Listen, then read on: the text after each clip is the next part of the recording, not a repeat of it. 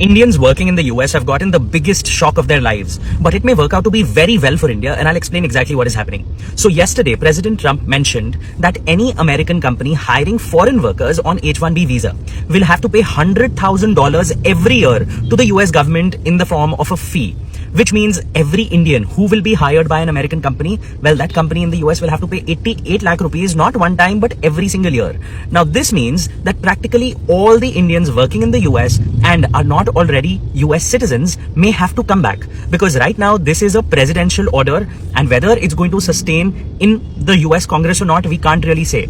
But imagine it does. I'll tell you what will happen. For example, when I speak with the administration at B schools in India like ISB as well as IIMA, the administration is really happy because right now, the kind of applicants they're getting to these colleges for the MBA program are absolutely phenomenal. Because, 35% of the Indians who would apply to the US every year in search for better MBA are now not applying, and all these people are now studying in India. Similarly, now the best of talent from the world is going to come back to India because companies may not want to hire them in the US. And over the next 5 to 7 years, I would predict that a lot of global companies would then begin to bring investments into India, start setting up companies into India, and quite like how China grew over the past 2 decades on the back of their fabulous talent, which built massive tech companies inside of China, which are now going global. The same journey may actually happen for India over the next 1 decade, because 71% of the H-1B applicants are actually Indians and only 12% are Chinese, which is why, while it is really painful for people who have family members in the US working right now in the short term,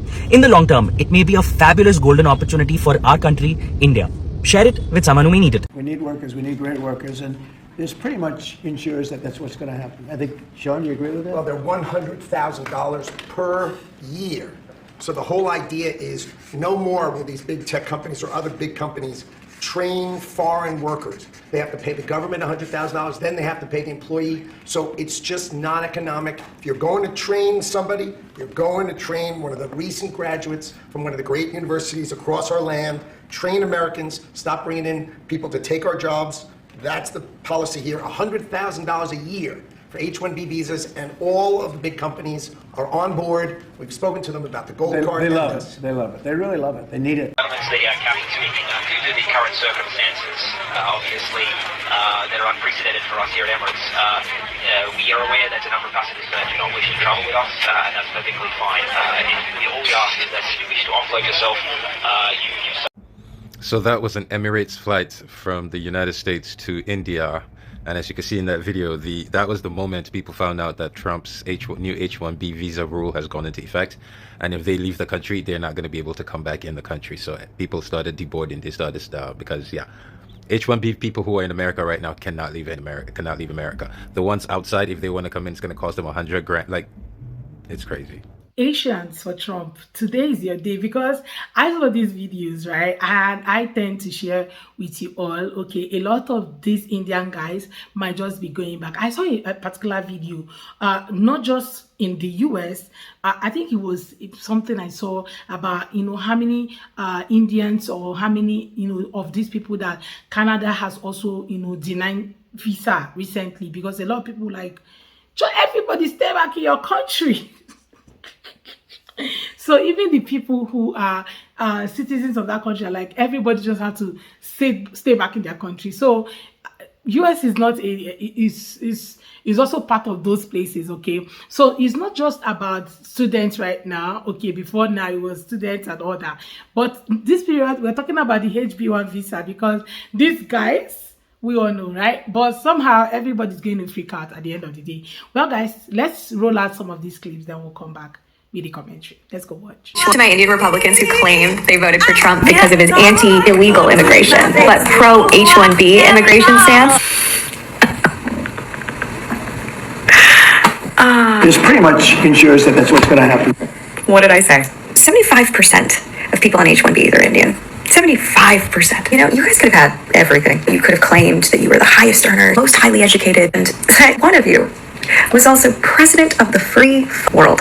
I honestly can't even imagine what that would have done for your superiority complexes. You would have been even more insufferable. But you would have had to share that title with black women. And that to you is, for whatever reason, a bridge too far.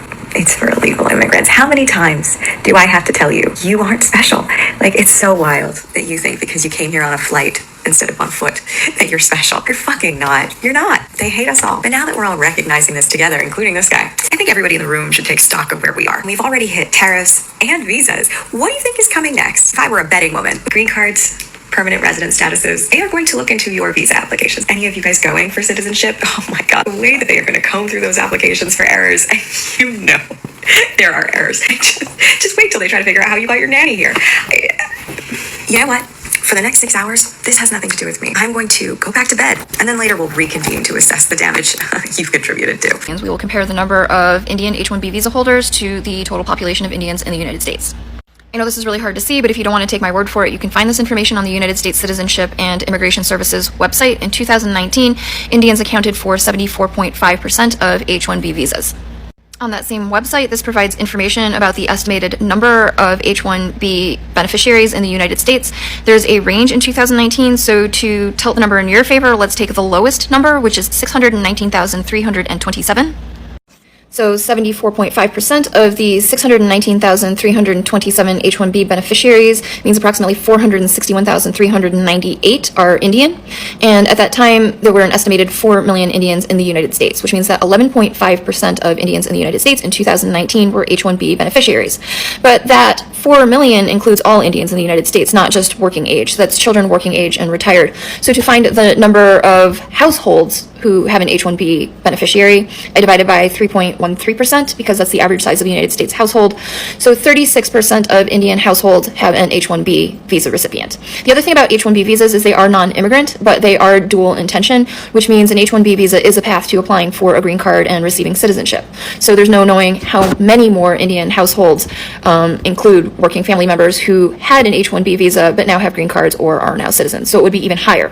But 36% is not null. That is, in fact, more significant than I thought it would be. Wow, $100,000 fee to have the privilege of keeping the U.S. tech and medical industries alive. Here's the truth about H-1B workers. 71% are Indian. Not gonna lie, we're cheap, but we are not cheap labor. Indian H-1B workers average $125K a year salaries. We're not taking American jobs. Let's talk meritocracy. Tech and medical companies want to be competitive. The education system in India versus America is incomparable. I've been an honor student my whole life in North America. Got scholarships to all the universities I applied for. But I studied for 1 year in India and was by far the dumbest in the class. I was put in murga so many times, my thighs still hurt. They know what I'm talking about. Teens in India commit suicide for not being in the top 96% in school. Teens in America sniff gas for fun. It's not their fault. India obsesses over education. America is dismantling its education department and gearing kids up to work in factories. Trump's actual plan to get millions of unemployed young men back to work is this. Well, what we're doing is they're building plants all over the United States. And See how he didn't say software engineer or IT professional? Because we don't have enough skilled labor in STEM in America. In 2019, Lego surveyed 3,000 8 to 12-year-old kids in China and asked them what they wanted to be when they grew up. They said astronauts. Know what American kids said?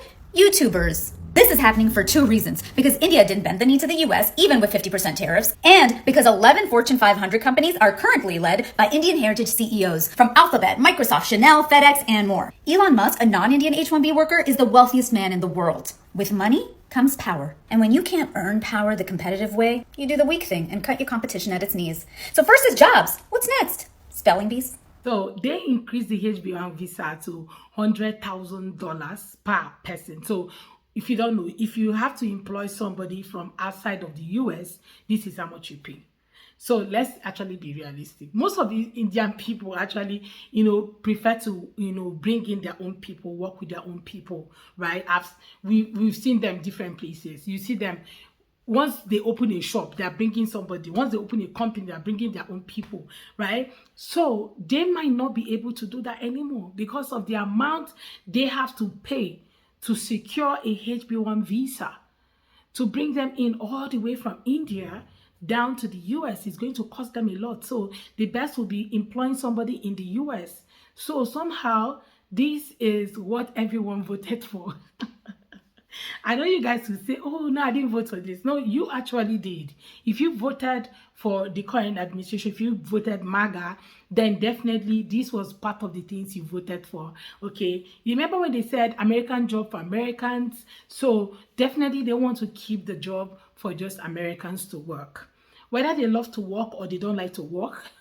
For some of you who say, oh, the white people do not like to work, it's fine. Whether they like to work or not, you just have to employ them. Once they have the certification and the qualification to prove that they can do that job, then definitely they have to stay there. The H1B visa was just was not as expensive as it is right now.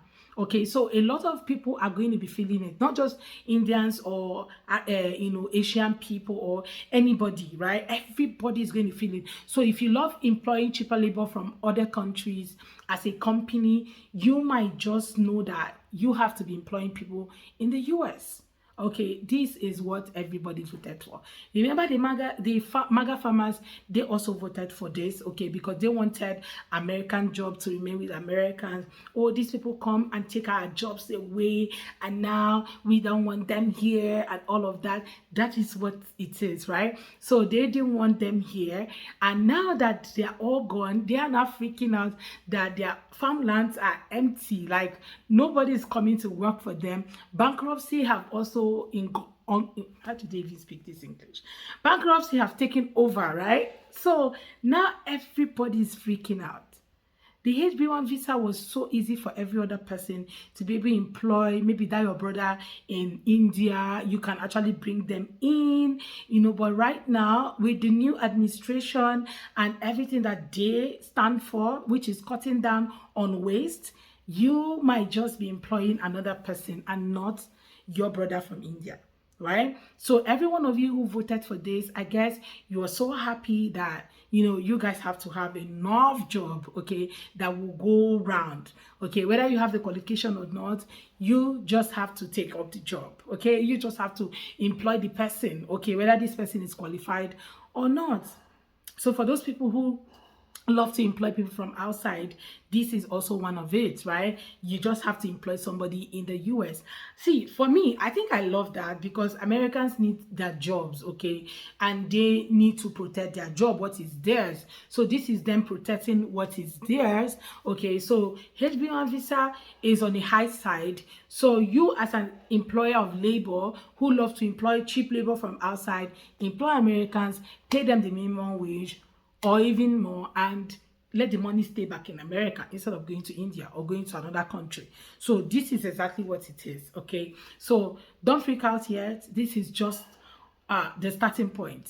I think we're just in few months, okay, into the whole thing. I think very soon every other EOs will be unfolding and everybody will get used to it, okay? But share your thoughts with me, guys, in the comment section.